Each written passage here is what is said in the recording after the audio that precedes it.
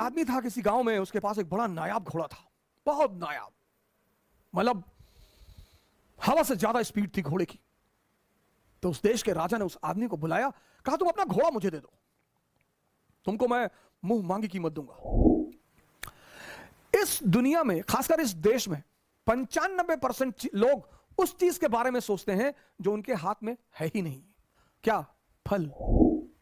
और जब लड़की यह सुनिश्चित नहीं कर पाई कि विवाह किससे किया जाए, तो एक दिन लड़की ने आत्महत्या कर लिया।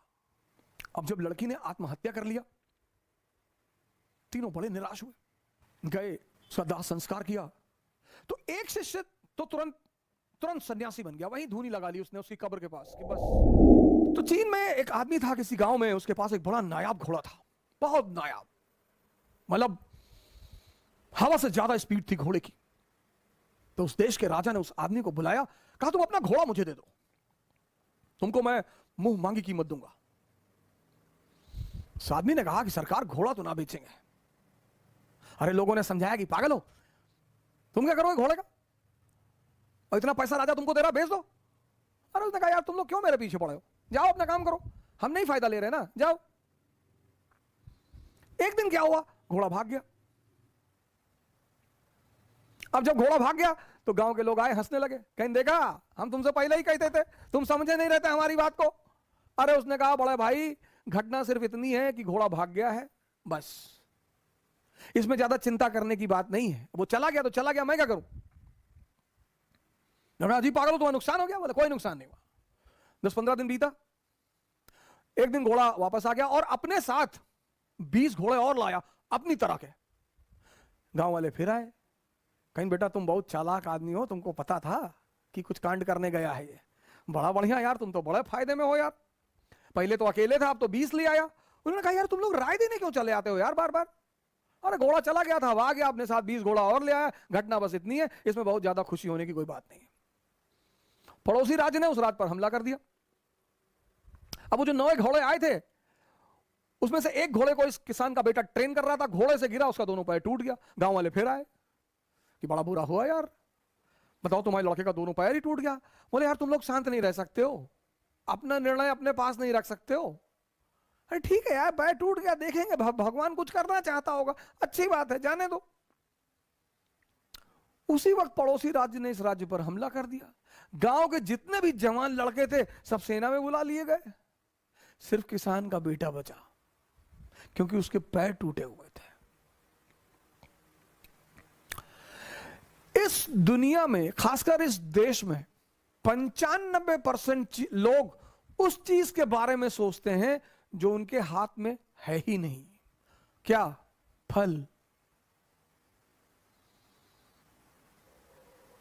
सर आपको पता ही नहीं कल क्या होने जा रहा है, तो जब हमें कल का पता ही नहीं तो हम आज में रहें।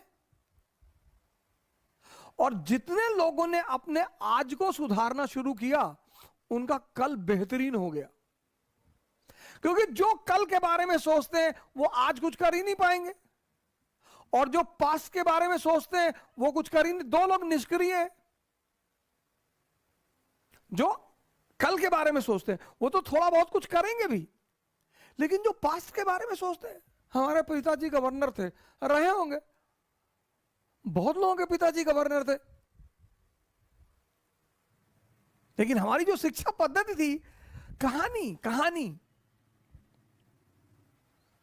विक्रमादित्य जाते हैं, बरगद के पेड़ पर एक लाश को उतारते हैं, अपने कंधे पे रखते हैं, तो लाश उन्हें कहानी सुनाना शुरू करती है। अब सोचिए सर, इस कहानी का मकसद क्या है, सुनिए कहानी और उसका मकसद। लाश उन्हें कहानी सुनाना का शुरू करती है कि एक आचार्य थे, उनकी बड़ी खूबसूरत सी बेटी थी। आचार्य के 3 शिष्य थे और तीनों उस लड़की को बहुत प्यार करते थे और तीनों बड़े योग्य थे। आचार्य जी को भी लगता था कि यार योग्य तो तीनों है, लड़की को भी लगता था कि योग्य तो तीनों है, तो शादी किससे करूं। बाप और बेटी दोनों बड़े कंफ्यूज थे कि विवाह किससे किया जाए।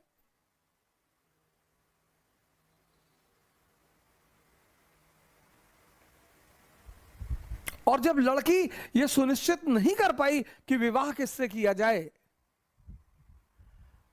तो एक दिन लड़की ने आत्महत्या कर लिया। अब जब लड़की ने आत्महत्या कर लिया, तीनों बड़े निराश हुए, गए, उसका दाह संस्कार किया। तो एक शिष्य तो तुरंत सन्यासी बन गया, वहीं धूनी लगा ली उसने उसकी कब्र के पास कि बस अब जीवन में कुछ करना ही नहीं, जिसको मैं प्रेम करता था वो बचा ही नहीं,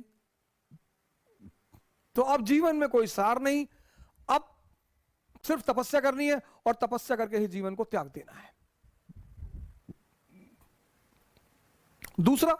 दूसरा फकीर बन गया, घूमने लगा देश विदेश में। उसे पता था कि हिंदुस्तान में कुछ संत हैं जो फिर से जीवित करने का मंत्र जानते हैं। लगा वो उन संतों को खोजने जो फिर से जीवित करने का मंत्र जानते थे। तीसरा जो उसमें था, वो डेली जाता था, उस मृत शरीर पे मसाला लेप लगाता था, साफ करता था, फिर उसे वहीं रख देता था। अब ये सिलसिला कुछ वर्षों तक चला, 2-4 वर्षों तक चला। तो वो जो घूम रहा था चारों तरफ, फकीर बन गया था, मंत्र की तलाश कर रहा था, पुनर्जीवन देने के मंत्र का जो तलाश कर रहा था, उसे एक दिन कुछ महात्मा लोग मिल गए, वो उस मंत्र को जानते थे। उसने उनकी सेवा की, उन्होंने उसे वो मंत्र सिखा दिया। जैसे ही उसने मंत्र सीखा, वो भगा वापस गांव की तरफ, और वापस आकर उसने उस युवती को फिर से जिंदा कर दिया।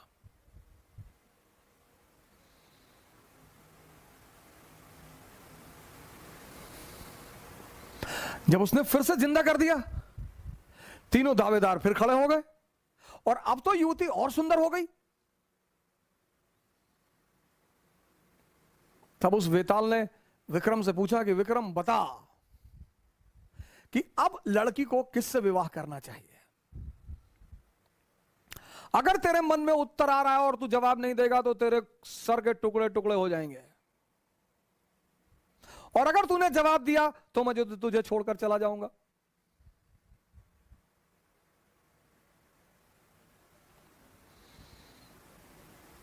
वेताल ने कहा कि अगर तेरे मन में जवाब आ रहे हैं, और ये नेचुरल प्रकृति है, हमारे सामने जब भी कोई परिस्थिति होती है, एक जवाब मन में आता कि ये कर ले यार, नेचुरल प्रकृति है, नेचुरल जवाब आना ही है। तो वेताल ने कहा कि देख विक्रम, अगर तेरे मन में जवाब आ रहा है और तूने मुझे नहीं दिया तो तेरे सर के टुकड़े टुकड़े हो जाएंगे, और अगर दे दिया तो मैं चला जाऊंगा।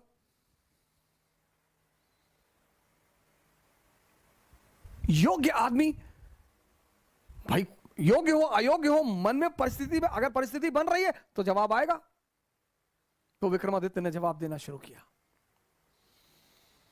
कहा जो मंत्र सीख कर आया और जिसने पुनः जीवन दिया वो पिता तुल्य है। जीवन देना का काम किसका है? पिता का। क्या दर्शन है सर, जीवन देने का काम किसका है? पिता का। तो जिसने मंत्र सीख कर जीवन दिया वो पिता तुल्य है, मुझसे विवाह नहीं होगा। जिसने उस शरीर की सेवा की 4 साल तक, वो पुत्र का धर्म है। सेवा करना पुत्र का धर्म है, वो भी बाहर हो गया। जिसने अपनी ही जिंदगी दांव पे लगा दी, यही प्रेम की कसौटी है, विवाह उससे होना चाहिए।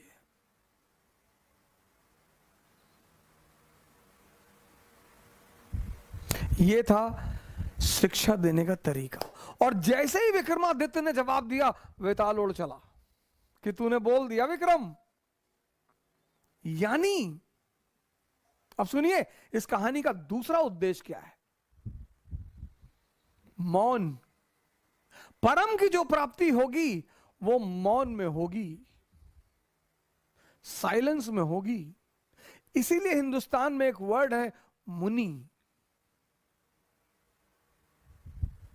मुनि मतलब जो मौन हो गया हो।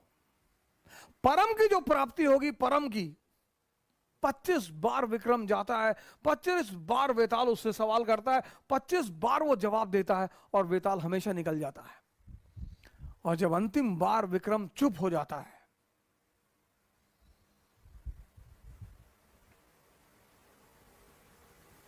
ये थी भारत की शिक्षा पद्धति। मैंने कहा ना, अगर आप पीछे पलटकर देखें भारत के इतिहास को, तो कभी कभी आपको लगा कि यार इतने महान लोग कैसे पैदा हो। तब तो यार ये कोठारी इंटरनेशनल नहीं था, तब तो रेयान इंटरनेशनल नहीं था। गांवों में जो स्कूल खुलते हैं, मैं गोरखपुर जा रहा था गोंडा से, तो रास्ते में एक कस्बा पड़ा, तो वहां पे स्कूल का नाम मैंने पढ़ा, वास्को डिगामा इंटरनेशनल स्कूल। गांव में सर, मतलब नाम का मतलब यह है कि हम अंग्रेज हैं, हम तुम्हारे बच्चों को अंग्रेज बनाएंगे। अंग्रेजी सीखना बुरी बात नहीं है सर, किसी भी भाषा को सीखना बुरी बात नहीं है, लेकिन अपनी संस्कृति को समझे बिना अगर हमारी देश की 95% जनता ध्यान और योग कर रही होती ना सर, कोरोना कुछ नहीं कर पाता। लेकिन हमने तो मजाक उड़ाया सर।